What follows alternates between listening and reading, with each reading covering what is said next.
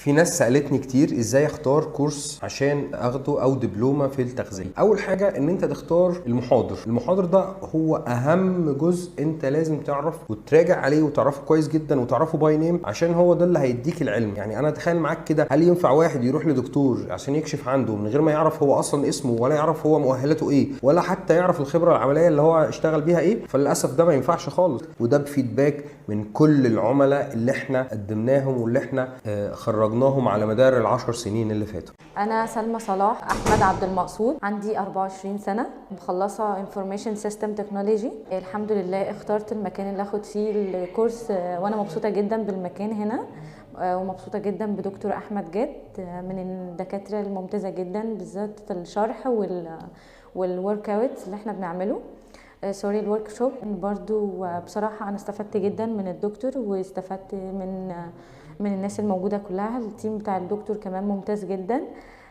مرتاحة في التعامل مع كل الناس. الدكتور كمان شرحه مبسط جدا وبيوصل معانا لأبسط ليفل ان احنا يعني نخش في الموضوع نبقى متميزين فيه.